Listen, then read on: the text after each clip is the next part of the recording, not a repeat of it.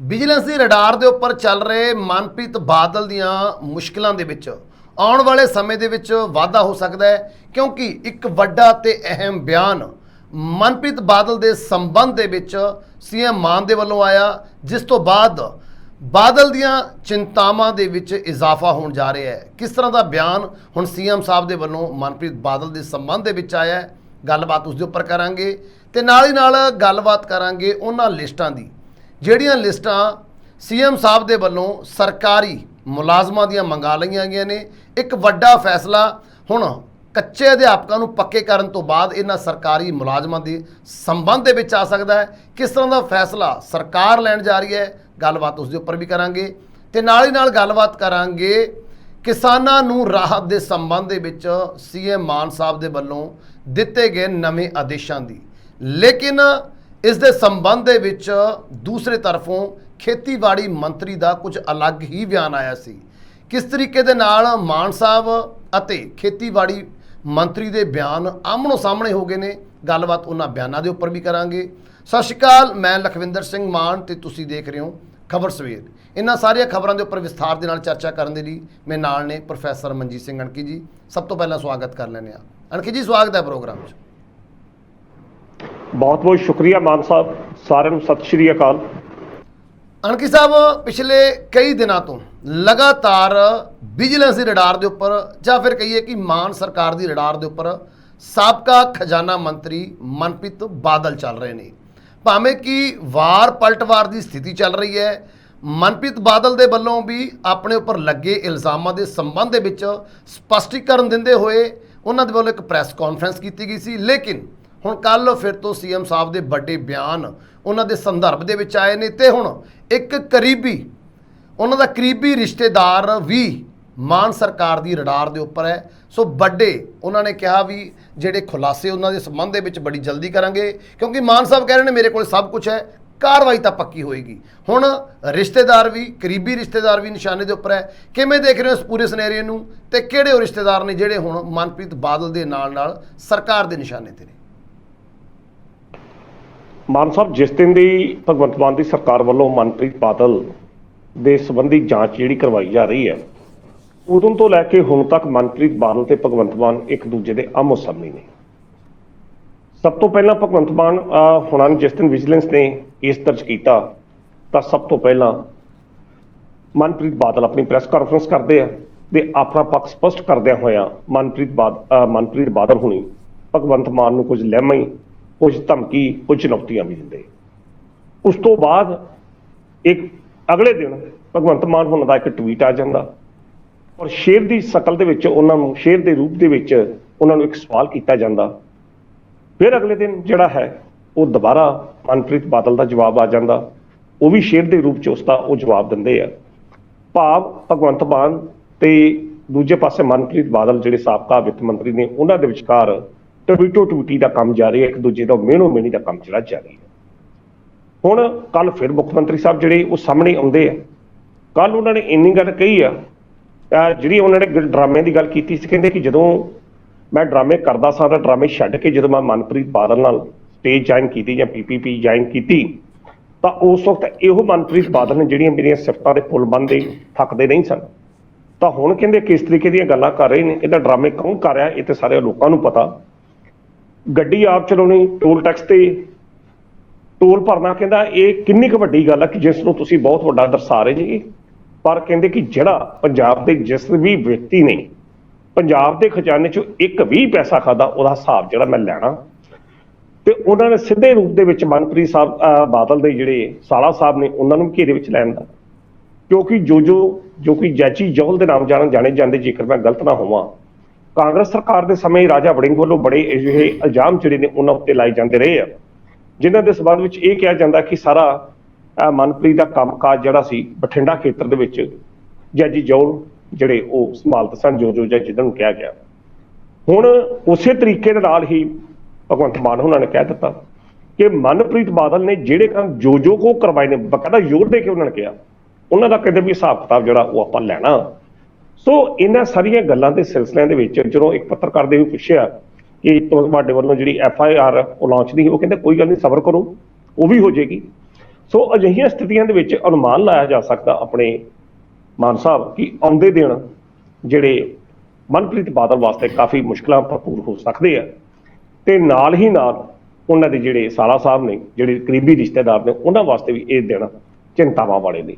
ਕਿਉਂਕਿ ਜਿਸ ਤਰ੍ਹਾਂ ਨਾਲ ਵਿਜੀਲੈਂਸ ਨੇ ਜਾਂਚ ਕੀਤੀ, ਉਹ ਜਿਸ ਪ੍ਰੋਗਰਾਮ ਦੇ ਸੰਬੰਧੀ ਅਸੀਂ ਪੂਰਾ ਵਿਸਥਾਰ 'ਚ ਪੇਸ਼ ਕੀਤਾ ਕਿ ਕਿਹੜੇ ਨੁਕਤੇ ਜਿਹੜੇ ਨੇ ਉਹ ਬਾਰੇ ਨੇ, ਉਹਨਾਂ ਨੁਕਤਿਆਂ ਦੇ ਆਧਾਰ ਤੇ ਹੁਣ ਲੱਗਦਾ ਕਿ ਵਿਜੀਲੈਂਸ ਦੀਆਂ ਜਿਹੜੀਆਂ ਨਜ਼ਰਾਂ ਨੇ ਹੁਣ ਮਨਪ੍ਰੀਤ ਦੇ ਕਰੀਬੀ ਰਿਸ਼ਤੇਦਾਰ ਵੱਲ ਵੀ ਹੋ ਗਈਆਂ, ਜਿਨ੍ਹਾਂ ਦੇ ਉੱਤੇ ਬੀਤੇ ਸਮੇਂ ਦੇ ਵਿੱਚ ਬੜੇ ਇਹੋ ਜਿਹੇ ਇਲਜ਼ਾਮ ਜਿਹੜੇ ਆ ਉਹ ਲੱਗਦੇ ਰਹੇ ਨੇ।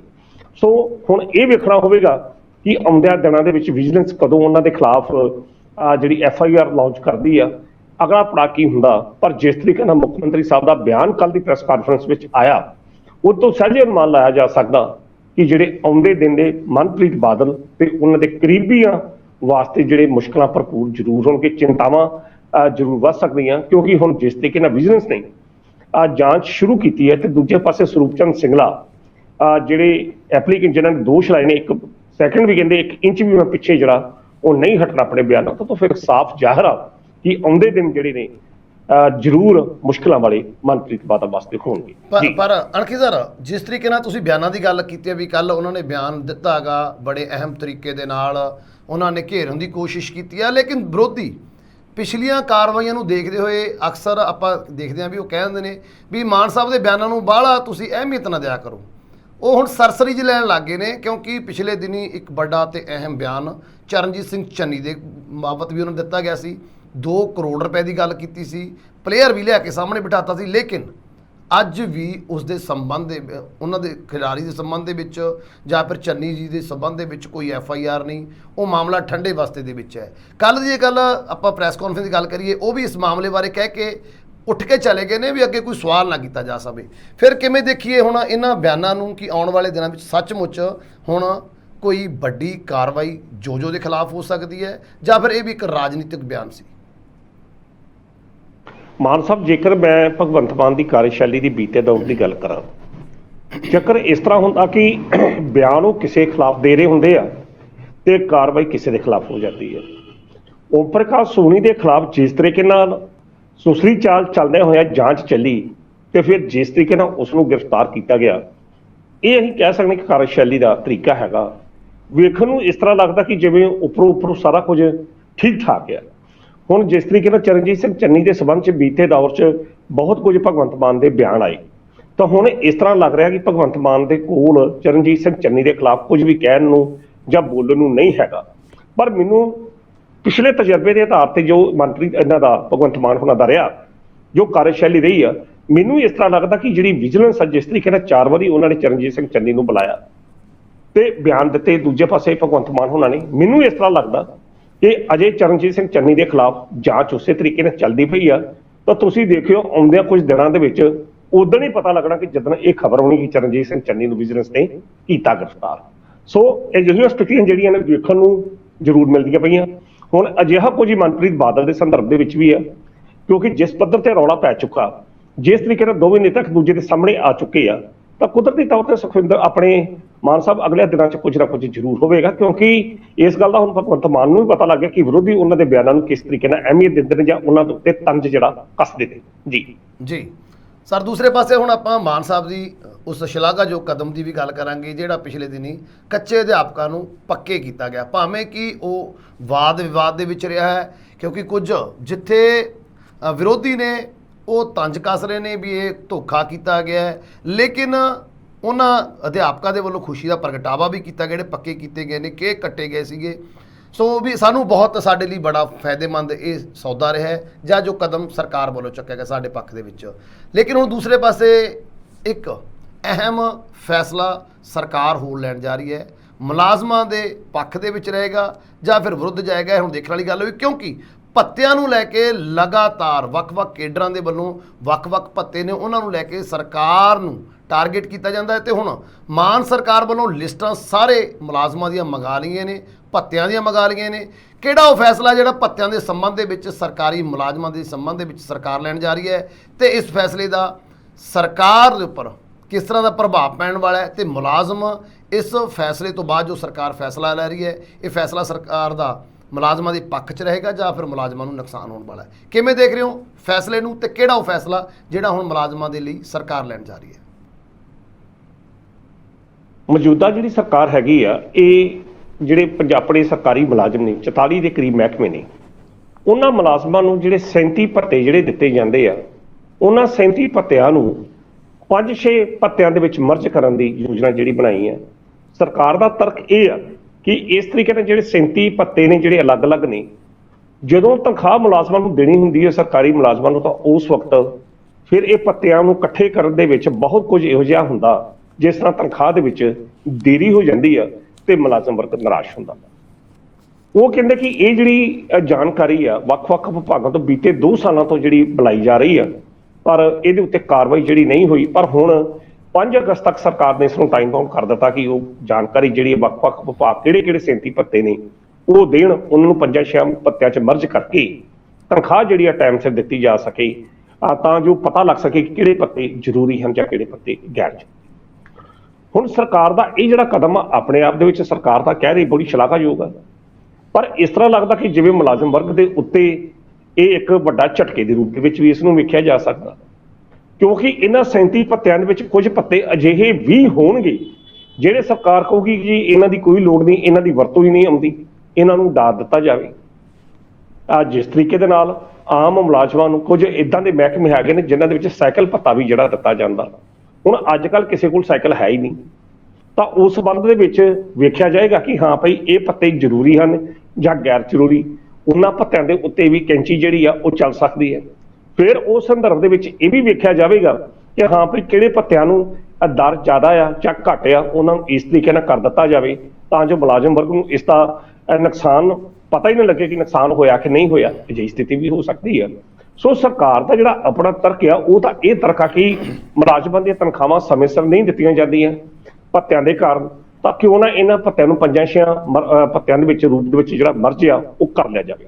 ਪਰ ਸਥਿਤੀ ਹੁਣ ਵੇਖਣ ਵਾਲੀ ਹੈ ਕਿ ਸਰਕਾਰ ਦੀ ਜਿਹੜੀ ਨੀਅਤ ਆ ਕੀ ਇਸ ਦੇ ਸੰਬੰਧੀ ਵਾਕਿਆ ਹੀ ਰਾਹਤ ਦੇਣ ਵਾਲੀ ਆ ਜਾਂ ਸਰਕਾਰ ਕੁਝ ਆਪਣੇ ਪੱਧਰ ਤੇ ਕੁਝ ਅਜਿਹਾ ਕਰਨ ਦੀ ਯੋਜਨਾ ਜਾ ਰਹੀ ਆ ਤਾਂ ਜੋ ਮੁਲਾਜ਼ਮ ਵਰਗ ਨੂੰ ਇੱਕ ਝਟਕਾ ਦਿੱਤਾ ਜਾਵੇ ਪਰ ਮੁਲਾਜ਼ਮ ਵਰਗ ਨੂੰ ਪਤਾ ਹੀ ਨਾ ਲੱਗੇ। ਇਹ ਤਾਂ ਖੈਰ ਆਉਣ ਵਾਲਾ ਸਮਾਂ ਦੱਸੇਗਾ, ਪਰ ਇਸ ਦਾ ਕੁਦਰਤੀ ਤੌਰ ਤੇ ਆਪਣੇ ਮਾਨ ਸਾਹਿਬ ਵਿਰੋਧ ਜਿਹੜਾ ਜ਼ਰੂਰ ਹੋਵੇਗਾ, ਕਿਉਂਕਿ ਕੁਝ ਪੱਤੇ ਇਸ ਤਰ੍ਹਾਂ ਦੇ ਨੇ ਕਿ ਜਿਹੜੇ ਮੁਲਾਜ਼ਮਾਂ ਨੂੰ ਵਿੱਤੀ ਸਹਾਇਤਾ ਦੇ ਰੂਪ 'ਚ ਮਿਲਦੇ ਆ, ਪਰ ਜੇਕਰ ਉਹ ਹੀ ਉਹਨਾਂ ਨੂੰ ਮਰਜ ਕਰਕੇ ਜਾਂ ਉਹਨਾਂ ਨੂੰ ਘਟਾ ਦਿੱਤਾ ਗਿਆ ਜਾਂ ਉਹਨਾਂ ਨੂੰ ਕਿਸੇ ਕਿਸਮ ਨਾਲ ਖਤਮ ਹੀ ਕਰ ਦਿੱਤਾ ਗਿਆ ਤਾਂ ਇਹਦੇ ਨਾਲ ਮੁਲਾਜ਼ਮ ਵਰਗ ਦੇ ਵਿੱਚ ਨਿਰਾਸ਼ਤਾ ਜਿਹੜੀ ਹੈ ਜ਼ਰੂਰ ਪਾਈ ਜਾਏਗੀ। ਆਉਂਦੇ ਵਾਲੇ ਦਿਨ ਜਿਹੜੇ ਨੇ ਜ਼ਰੂਰ ਅਸੀਂ ਕਹਿ ਸਕਦੇ ਮੁਲਾਜ਼ਮ ਵਰਗ ਵਾਸਤੇ ਚਿੰਤਾ ਭਰਪੂਰ ਹੋ ਸਕਦੇ ਆ। ਜੀ ਬਿਲਕੁਲ ਸਰ। ਸੋ ਅਹਿਮ ਫੈਸਲਾ ਲਵੇਗੀ ਸਰਕਾਰ ਇਸ ਸੰਬੰਧ ਦੇ ਵਿੱਚ, ਟਾਈਮ ਬਾਉਂਡ ਕੀਤਾ ਗਿਆ। ਦੈਟ ਮੀਨਸ ਸਰਕਾਰ ਦੀ ਨੀਅਤ ਬਿਲਕੁਲ ਸਾਫ਼ ਹੈ ਕਿ ਬੜੀ ਜਲਦੀ ਇਸ ਸੰਬੰਧ ਦੇ ਵਿੱਚ ਫੈਸਲਾ ਵੀ ਲਿਆ ਜਾ ਸਕਦਾ ਹੈ। ਦੂਸਰੇ ਪਾਸੇ ਇੱਕ ਅਹਿਮ ਫੈਸਲਾ ਕਿਸਾਨਾਂ ਨੂੰ ਰਾਹਤ ਦੇਣ ਵਾਲਾ, ਕਿਉਂਕਿ ਜਿੱਥੇ ਵਿਰੋਧੀ ਲਗਾਤਾਰ ਹੜ੍ਹ ਪੀੜਤਾਂ ਦੇ ਲਈ ਮੁਆਵਜ਼ੇ ਦੀ ਗੱਲ ਕਰਦੇ ਨੇ ਤੇ ਨਾਲ ਹੀ ਨਾਲ ਕਿਸਾਨਾਂ ਦੇ ਹੋਏ ਖਰਾਬੇ ਦੀ ਗਰਦੌਰੀ ਦੀ ਗੱਲ ਕਰਦੇ ਹੋਏ ਸਰਕਾਰ ਨੂੰ ਘੇਰਦੇ ਨਜ਼ਰ ਆ ਰਹੇ ਸੀ। ਹੁਣ ਸਰਕਾਰ ਦੇ ਵੱਲੋਂ 15 ਅਗਸਤ ਤੱਕ ਇਸ ਗਰਦੌਰੀ ਦੇ ਵਿਸ਼ੇਸ਼ ਗਰਦੌਰੀ ਦੇ ਹੁਕਮ ਦੇ ਦਿੱਤੇ ਗਏ ਨੇ ਤਾਂ ਜੋ ਕਿਸਾਨਾਂ ਨੂੰ ਰਾਹਤ ਦਿੰਦੇ ਹੋਏ ਉਹਨਾਂ ਨੂੰ ਮੁਆਵਜ਼ਾ ਦਿੱਤਾ ਜਾ ਸਕੇ। ਤੇ ਗੱਲ 2 ਬਿਆਨਾਂ ਦੀ, ਕਿਉਂਕਿ ਭਗਵੰਤ ਮਾਨ ਜੀ ਸੀਐਮ ਸਾਹਿਬ ਇਹ ਕਹਿ ਰਹੇ ਨੇ ਕਿ ਇੱਕ ਪਾਈ ਦਾ ਨੁਕਸਾਨ ਹੈ ਜੋ ਸਰਕਾਰ ਭਰੇਗੀ, ਜਿਹਦਾ ਵੀ ਨੁਕਸਾਨ ਹੋਇਆ ਹੈ, ਚਾਹੇ ਕਿਸੇ ਦਾ ਘਰ ਗਿਰਿਆ ਹੈ ਜਾਂ ਫਿਰ ਕਿਸਾਨਾਂ ਦਾ ਨੁਕਸਾਨ ਹੋਇਆ ਹੈ। ਤੇ ਦੂਸਰੇ ਪਾਸੇ ਆਪਾਂ ਉਸ ਅਹਿਮ ਬਿਆਨ ਬਾਰੇ ਵੀ ਗੱਲ ਕਰਾਂਗੇ ਜਿਹੜਾ ਖੇਤੀਬਾੜੀ ਮੰਤਰੀ ਵੱਲੋਂ ਦਿੱਤਾ ਗਿਆ ਸੀਗਾ ਜੀ। ਗੁਰਮੀਤ ਸਿੰਘ ਖੁੱਡੀਆਂ ਕਹਿੰਦੇ ਨਜ਼ਰ ਆਏ ਸੀ ਕਿ ਸਰਕਾਰ ਕੋਲ ਇੰਨਾ ਫੰਡ ਹੀ ਨਹੀਂ ਵੀ ਇਸ ਤਰੀਕੇ ਨਾਲ ਮੁਆਵਜ਼ਾ ਦਿੱਤਾ ਜਾ ਸਕੇ ਤੇ ਸੈਂਟਰ ਸਰਕਾਰ ਤੋਂ ਮੁਆਵਜ਼ੇ ਦੀ ਮੰਗ ਕੀਤੀ ਜਾਏਗੀ। ਅਲੱਗ-ਅਲੱਗ 2 ਬਿਆਨ ਨੇ, ਇੱਕ ਪਾਸੇ ਸੀਐਮ ਸਾਹਿਬ ਦਾ ਬਿਆਨ ਤੇ ਦੂਸਰੇ ਪਾਸੇ ਖੇਤੀਬਾੜੀ ਮੰਤਰੀ ਦਾ ਬਿਆਨ। ਕਿਵੇਂ ਦੇਖ ਰਹੇ ਹੋ? ਕਿਉਂਕਿ 15 ਤਰੀਕ ਤੱਕ ਹੁਣ ਗਰਦੌਰੀਆਂ ਦੇ ਵਿਸ਼ੇਸ਼ ਗਰਦੌਰੀਆਂ ਦੇ ਹੁਕਮ ਨੇ, ਇਹਨਾਂ ਬਿਆਨਾਂ ਨੂੰ ਕਿਵੇਂ ਦੇਖ ਰਹੇ ਹੋ? ਕਿ ਸੱਚਮੁੱਚ ਬੜੀ ਜਲਦੀ ਗਰਦੌਰੀਆਂ ਤੋਂ ਬਾਅਦ ਹੁਣ ਕਿਸਾਨਾਂ ਨੂੰ ਰਾਹਤ ਮਿਲੇਗੀ? ਕੱਲ ਆਪਾਂ ਆਪਣੇ ਲਖਵਿੰਦਰ ਜੀ ਕੱਲ ਦੇ ਪ੍ਰੋਗਰਾਮ 'ਚ ਆਪਾਂ ਇਹਦੇ ਸੰਬੰਧੀ ਵਿਸਤਾਰ 'ਚ ਗੱਲ ਕੀਤੀ ਕਿ ਕਿਉਂਕਿ ਭਗਵੰਤ ਮਾਨ ਨੇ ਕੇਂਦਰ ਸਰਕਾਰ ਪਾਸੋਂ 1500 ਕਰੋੜ ਰੁਪਏ ਦੀ ਮੰਗ ਜਿਹੜੀ ਆ ਕੀਤੀ ਆ ਤਾਂ ਜੋ ਕਿਸਾਨਾਂ ਨੂੰ ਜਾਂ ਹੜ੍ਹ ਪੀੜਤ ਲੋਕਾਂ ਨੂੰ ਰਾਹਤ ਜਿਹੜੀ ਆ ਪ੍ਰਦਾਨ ਜਿਹੜੀ ਆ ਕੀਤੀ ਜਾ ਸਕੇ 1500 ਕਰੋੜ ਰੁਪਏ ਦੀ। ਕਿਉਂਕਿ ਗੁਰਮੀਤ ਸਿੰਘ ਖੁੱਡੀਆ ਜਿਹੜੇ ਖੇਤੀਬਾੜੀ ਮੰਤਰੀ ਨੇ ਉਹ ਇਹ ਗੱਲ ਕਹਿ ਚੁੱਕੇ ਨੇ ਕਿ ਸਰਕਾਰ ਕੋ ਪੰਜਾਬ ਸਰਕਾਰ ਕੋ ਇੰਨੇ ਫੰਡ ਨਹੀਂ ਆ ਕਿ ਹੜ੍ਹ ਪੀੜਤਾਂ ਦੀ ਉਹ ਸਹਾਇਤਾ ਕਰ ਸਕਣ, ਫੰਡਾਂ ਦੀ ਕਮੀ ਹੈ। ਤੇ ਫਿਰ ਇਸੇ ਹੀ ਕਾਰਨ ਭਗਵੰਤ ਮਾਨ ਹੋਣਾ ਨੇ ਕੱਲ ਪਰਸੋਂ ਸਟੇਟਮੈਂਟ 'ਚ ਆਇਆ ਸੀ ਕਿ 1500 ਕਰੋੜ ਰੁਪਏ ਦੀ ਮੰਗ ਕੇਂਦਰ ਸਰਕਾਰ ਪਾਸੋਂ ਕੀਤੀ ਹੈ ਕਿ ਕੇਂਦਰ ਸਰਕਾਰ ਇਸ ਵਿਪਤਾ ਦੀ ਘੜੀ ਦੇ ਵਿੱਚ ਕੁਦਰਤੀ ਆਫਤ ਜਦੋਂ ਆਈ ਆ ਪੰਜਾਬ ਦੀ ਸਹਾਇਤਾ ਕਰੇ, ਕਿਉਂਕਿ ਕੇਂਦਰ ਸਰਕਾਰ ਦਾ ਫਰਜ਼ ਵੀ ਜਿਹੜਾ ਬਣਦਾ ਹੈਗਾ। ਤਾਂ ਹੁਣ ਉਸ ਸਥਿਤੀ ਦੇ ਆਧਾਰ ਤੇ ਹੀ ਭਗਵੰਤ ਮਾਨ ਉਹਨਾਂ ਨੇ ਇਹ ਗੱਲ ਕਹੀ ਹੈ ਕਿ 15 ਅਗਸਤ ਤੱਕ ਗਰਦੌਰੀਆਂ, ਵਿਸ਼ੇਸ਼ ਗਰਦੌਰੀ ਜਿਹੜੀ ਕਰਾ ਕੇ ਜਿਹੜੇ ਹੜ੍ਹ ਪੀੜਤ ਨੇ ਉਹਨਾਂ ਨੂੰ ਰਾਹਤ ਜਿਹੜੀ ਆ ਉਹ ਪ੍ਰਦਾਨ ਕੀਤੀ ਜਾਵੇਗੀ। ਜਿਹੜਾ ਡਾਟਾ ਸੀ ਉਹ ਇਹ ਸਾਡੇ ਕਹੀਂ ਕੱਲ ਪੇਸ਼ ਕੀਤਾ ਸੀ, ਅੱਜ ਵੀ ਆਪਣੇ ਦਰਸ਼ਕਾਂ ਵਾਸਤੇ ਕਰਦੇ ਆ ਕਿ 19 ਜ਼ਿਲ੍ਹਿਆਂ ਦੇ ਵਿੱਚ 1475 ਜਿਹੜੇ ਪਿੰਡ ਨੇ ਉਹ ਬੁਰੀ ਤਰ੍ਹਾਂ ਜਿਹੜੇ ਕਹਿੰਦੇ ਨੇ ਉਹ ਪ੍ਰਭਾਵਿਤ ਜਿਹੜੇ ਹੋਏ ਨੇ ਇਹਨਾਂ ਹੜ੍ਹ ਪੀੜਤਾਂ ਦੇ ਕਰਕੇ। ਇਹਦੇ ਨਾਲ ਹੀ ਨਾਲ ਇਹ ਵੀ ਪਤਾ ਲੱਗਾ ਕਿ 44 ਲੋਕਾਂ ਦੀ ਜਿਹੜੀ ਜਾਨ ਆ ਇਸ ਹੜ੍ਹਾਂ ਦੇ ਕਾਰਨ ਗਈ ਆ। 22 ਲੋਕ ਜਿਹੜੇ ਨੇ ਉਹ ਜਿਹੜੇ ਨੇ ਉਹ ਜ਼ਖਮੀ ਨੇ। ਉਸ ਤੋਂ ਪਤਾ ਇਹ ਵੀ ਪਤਾ ਲੱਗਾ ਕਿ 319 ਘਰ ਜਿਹੜੇ ਨੇ ਪੂਰਨ ਤੌਰ ਤੇ ਤਬਾਹ ਹੋ ਚੁੱਕੇ ਨੇ, ਜਦੋਂ ਕਿ 848 ਉਹ ਮਕਾਨ ਨੇ ਜਿਨ੍ਹਾਂ ਨੂੰ ਅੰਸ਼ਕ ਰੂਪ 'ਚ ਨੁਕਸਾਨ ਪਹੁੰਚਿਆ। ਤੇ ਕਹਿੰਦੇ ਅਜੇ ਵੀ 159 ਕੈਂਪ ਜਿਹੜੇ ਸਰਕਾਰ ਵੱਲੋਂ ਵੱਖ-ਵੱਖ ਥਾਵਾਂ ਤੇ ਰਾਹਤ ਕੈਂਪ ਲਗਾਏ ਨੇ, ਉਹਨਾਂ ਵਿੱਚ ਅੱਜ ਦੇ ਸਮੇਂ ਦੇ ਵਿੱਚ ਵੀ 1277 ਵਿਅਕਤੀ ਜਿਹੜਾ ਆ ਉਹ ਰਹਿ ਰਹੇ ਨੇ। ਸੋ ਅਜਿਹੀ ਸਥਿਤੀ ਦੇ ਵਿੱਚ ਪੰਜਾਬ ਦਾ ਜਿਹੜਾ ਨੁਕਸਾਨ ਆ ਕਹਿੰਦੇ ਬੜੇ ਵੱਡੇ ਪੱਧਰ ਤੇ ਹੋਇਆ। ਤਾਂ ਇਸ ਵੱਡੇ ਪੱਧਰ ਦੀ ਜਿਹੜੀ ਆ ਭਰਵਾਈ ਵਾਸਤੇ ਉਹਨਾਂ ਨੇ ਕੇਂਦਰ ਸਰਕਾਰ ਪਾਸੋਂ 1500 ਕਰੋੜ ਰੁਪਏ ਦੀ ਮੰਗ ਕੀਤੀ ਹੈ।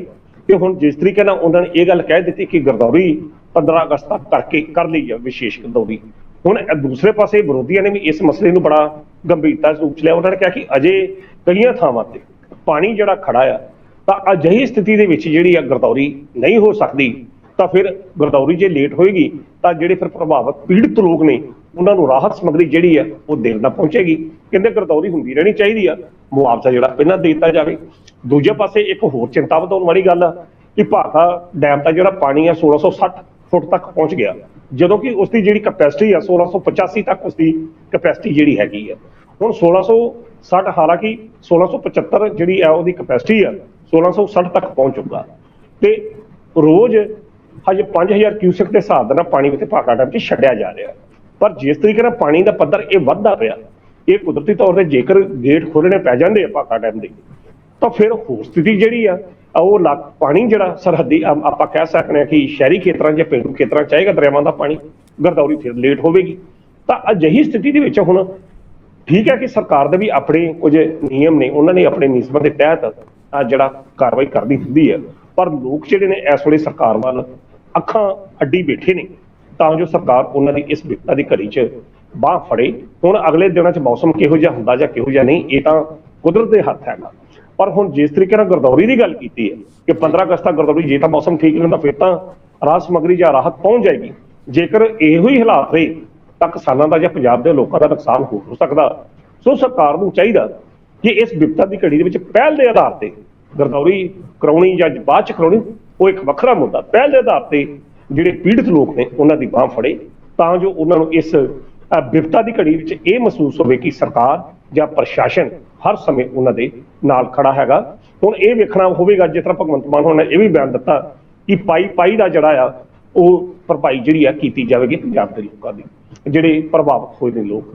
ਤਾਂ ਚੰਗੀ ਗੱਲ ਹੈ, ਪਰ ਜਿਸ ਤਰੀਕੇ ਨਾਲ ਬੀਤੇ ਦਿਨਾਂ ਦੇ ਵਿੱਚ 33 ਕਰੋੜ ਰੁਪਈਆ ਜਿਹੜਾ ਇਹਨਾਂ ਨੇ ਰਾਹਤ ਕੁਦਰਤੀ ਆਫਤਾਂ ਵਾਸਤੇ ਰੱਖਿਆ ਸੀ, 750 ਕਰੋੜ ਰੁਪਈਆ ਇਹਨਾਂ ਨੇ ਇਸ਼ਤਿਹਾਰਬਾਜ਼ੀ ਵਾਸਤੇ ਰੱਖਿਆ ਆਮ ਆਦਮੀ ਪਾਰਟੀ ਦੀ ਸਰਕਾਰ ਨੇ, ਜਦੋਂ ਕਿ 218 ਕਰੋੜ ਰੁਪਈਆ ਕੇਂਦਰ ਸਰਕਾਰ ਵੱਲੋਂ ਪਹਿਲੀ ਕਿਸ਼ਤ ਦੇ ਰੂਪ ਦੇ ਵਿੱਚ ਆ ਵੀ ਚੁੱਕਾ। ਤਾਂ ਚੰਗਾ ਹੁੰਦਾ 33 ਕਰੋੜ ਦੀ ਥਾਂ ਤੇ ਕੁਦਰਤੀ ਆਪਦਾ ਵਾਸਤੇ 750 ਕਰੋੜ ਰੁਪਈਆ ਰੱਖਿਆ ਹੁੰਦਾ। ਜਿਹੜੀ ਇਸ਼ਤਿਹਾਰਬਾਜ਼ੀ ਸੀ ਉਹਦੇ ਵਾਸਤੇ ਚੰਗੀ ਗੱਲ ਕਿ ਉਹ 33 ਕਰੋੜ ਰੱਖ ਦਿੰਦੇ, ਤਾਂ ਸ਼ਾਇਦ ਫਿਰ ਕੇਂਦਰ ਸਰਕਾਰ ਕੋਲ ਪੈਸੇ ਮੰਗਣ ਦੀ ਲੋੜ ਹੀ ਨਾ ਪੈਂਦੀ, ਜਿਸ ਤਰੀਕੇ ਨਾਲ ਭਗਵੰਤ ਮਾਨ ਹੋਣਾ ਨੇ ਬੀਤੇ ਦਿਨਾਂ 'ਚ ਗੱਲ ਕੀਤੀ ਹੈ। ਬਾਕੀ ਤੇ ਲੋਕ ਵੀ ਰਾਹਤ ਮਹਿਸੂਸ ਕਰਦੇ, ਪਰ ਹੁਣ ਕਿਉਂਕਿ ਸਥਿਤੀਆਂ ਬਿਲਕੁਲ ਉਲਟ ਨੇ, ਖੇਤੀਬਾੜੀ ਮੰਤਰੀ ਕਹਿ ਚੁੱਕੇ ਨੇ ਕਿ ਸਾਡੇ ਕੋਲ ਆਪਣੇ ਪੱਧਰ ਤੇ ਕੁਝ ਵੀ ਦੇਣ ਨੂੰ ਨਹੀਂ ਹੈ, ਤਾਂ ਫਿਰ ਕੇਂਦਰ ਵਾਲਾ ਅੱਖਾਂ ਅੱਡ ਕੇ ਬੈਠੀ ਪੰਜਾਬ ਸਰਕਾਰ। ਇਹ ਹੁਣ ਕਦੋਂ ਤੱਕ ਵੇਖਣਾ ਹੋਵੇਗਾ ਕਿ ਕਦੋਂ ਲੋਕਾਂ ਦੀ ਭਰਪਾਈ ਕਰਦੀ ਆ। ਬਿਆਨ ਤਾਂ ਚਲੋ ਉਹਨਾਂ ਨੇ ਦੇ ਦਿੱਤੇ ਆ, ਗਰਦੌਰੀ ਦੇ ਹੁਕਮ ਵੀ ਦੇ ਦਿੱਤੇ ਆ, ਪਰ ਹੁਣ ਜੇ ਕੇਂਦਰ ਦੇ ਆਸਰੇ ਤੇ ਰਹਿਣਾ ਤਾਂ ਪੰਜਾਬ ਦੇ ਲੋਕਾਂ ਨੂੰ ਹੁਣ ਵੇਖਣਾ ਪਏਗਾ ਕਿ ਕੇਂਦਰ ਕਦੋਂ ਪੰਜਾਬ ਸਰਕਾਰ ਦੀ ਬਾਂਹ ਫੜਦਾ ਤੇ ਅੱਗੋਂ ਪੰਜਾਬ ਸਰਕਾਰ ਕਦੋਂ ਲੋਕਾਂ ਦੀ ਰਾਹਤ ਵਾਸਤੇ ਕੀਤੀ ਹੈ। ਜੀ ਬਿਲਕੁਲ ਸਰ, ਬਿਲਕੁਲ ਜੀ। ਪਰ ਇੱਕ ਸਪੈਸ਼ਲ ਗਰਦੌਰੀ ਦੇ ਹੁਕਮ ਜਾਰੀ ਕਰ ਦਿੱਤੇ ਗਏ ਨੇ, 15 ਤਰੀਕ ਤੱਕ ਦਾ ਸਮਾਂ ਵੀ ਦੇ ਦਿੱਤਾ ਗਿਆ, ਜਿਸ ਤੋਂ ਬਾਅਦ ਹੁਣ ਇਹ ਆਸ ਕੀਤੀ ਜਾ ਰਹੀ ਹੈ ਕਿ ਸ਼ਾਇਦ ਬੜੀ ਜਲਦੀ ਮਾਨ ਸਰਕਾਰ ਇਹ ਰਾਹਤ ਲੋਕਾਂ ਤੱਕ ਪਹੁੰਚਾ ਦੇਵੇਗੀ। ਕਦੋਂ ਤੱਕ ਪਹੁੰਚਦੀ ਹੈ ਆਉਣ ਵਾਲਾ ਸਮਾਂ ਦੱਸੇਗਾ। ਸੋ ਅਣਖੀ ਜੀ, ਤੁਸੀਂ ਗੱਲਬਾਤ ਕਰਨ ਲਈ ਸਾਡੇ ਨਾਲ ਜੁੜੇ, ਉਹਦੇ ਲਈ ਤੁਹਾਡਾ ਬਹੁਤ ਬਹੁਤ ਧੰਨਵਾਦ। ਬਹੁਤ ਬਹੁਤ ਸ਼ੁਕਰੀਆ ਮਾਨ ਸਾਹਿਬ। ਸੋ ਇਹ ਸਨ ਪ੍ਰੋਫੈਸਰ ਮਨਜੀਤ ਸਿੰਘ ਅਣਖੀ ਜੀ, ਜਿਨ੍ਹਾਂ ਵੱਲੋਂ ਅੱਜ ਦੀਆਂ ਇਹਨਾਂ ਅਹਿਮ ਖਬਰਾਂ ਦੇ ਉੱਪਰ ਵਿਸਥਾਰ ਦੇ ਨਾਲ ਚਰਚਾ ਕੀਤੀ ਗਈ ਹੈ। ਤੁਹਾਨੂੰ ਚਰਚਾ ਕਿਵੇਂ ਲੱਗੀ ਕਮੈਂਟ ਕਰਕੇ ਜ਼ਰੂਰ ਦੱਸਿਓ। ਅਗਲੇ ਪ੍ਰੋਗਰਾਮ ਵਿੱਚ ਫਿਰ ਤੋਂ ਹੋਏਗੀ ਮੁਲਾਕਾਤ। ਉਦੋਂ ਤੱਕ ਦਿਓ ਇਜਾਜ਼ਤ। ਧੰਨਵਾਦ।